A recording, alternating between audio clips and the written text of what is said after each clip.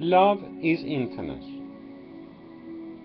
There is a profound difference in quality between the possessions that we need and use and actually enjoy, and the accumulation of useless things we accumulate out of vanity or greed or the desire to surpass others.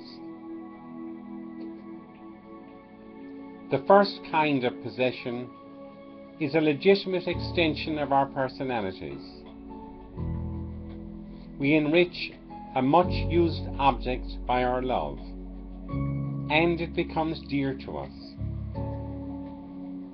We can learn about the two kinds of ownership in any nursery.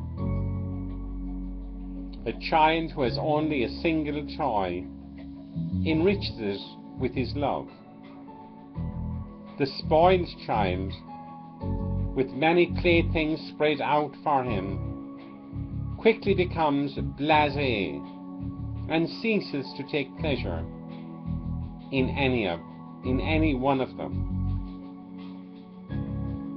The quality of his love diminishes with the number of objects offered for his love. As a river has less depth, the more it spreads over the plains.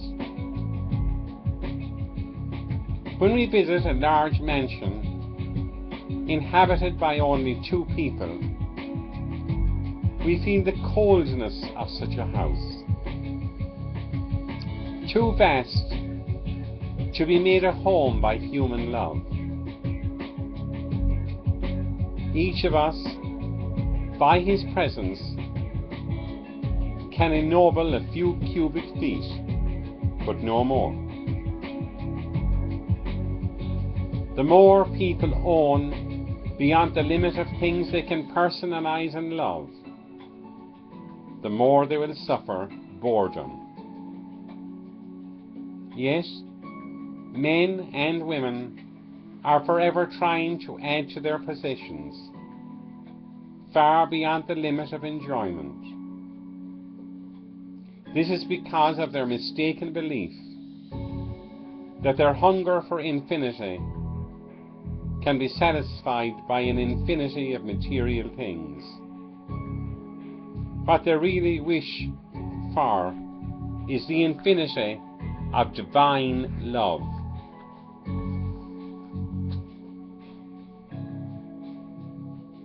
Our imaginations are easily misled into desiring a false infinity. When once we begin to long for wealth. For wealth and money are things that appeal to the imagination, which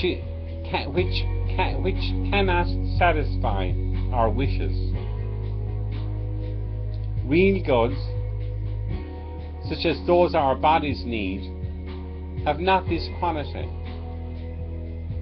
There is a narrow limit to the amount of food our stomachs will hold, and when that is reached, we do not wish for more. Our Lord fed the 5,000 in the desert with fish and bread, and all of them had their fill. But if he had given them €100 note or a €200,000 note, no single person would have said, "One is enough for me."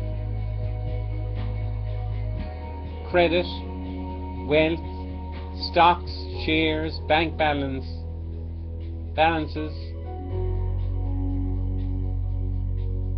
prize bonds have no set limit at which we say no more. They have in them a caricature infinity, which allows men to use them as false religions, as substitutes for the true infinity of God. Like money, love and power they can all become religions. And those who pursue these things as ends will never find satisfaction. Such men, of course, are all in pursuit of God, but they do not know His name or where to look for Him. If they have money as their God, or power or love as their God.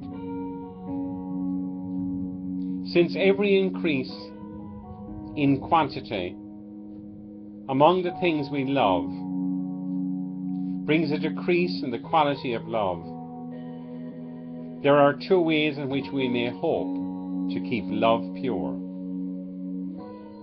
One is to give away in proportion as we receive.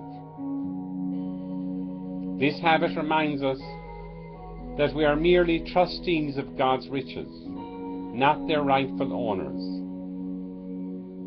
Yet few people risk doing this. They are afraid to touch their savings, and every chance they get, they will add more euros to their sacred pile, which must not be disturbed. They become identified with what they love. And if it is wealth, they cannot bear to be parted with any portion of it. It's an accumulated burden, but they still cannot part with it. The second part of preserving ourselves from an unseemly greed is the heroic way, the way of complete detachment from wealth, as practiced by St. Francis of Assisi and all those who take the vows of poverty. There is a paradox in such a renunciation, for the man who has given up even the hope of security is the richest man in the world. He is the most secure of all of us, for he wants nothing, and that is a boast no millionaire can ever make. Everyone's power of renunciation is greater than anyone's power to possess. No man can own the earth, but any man can disown it.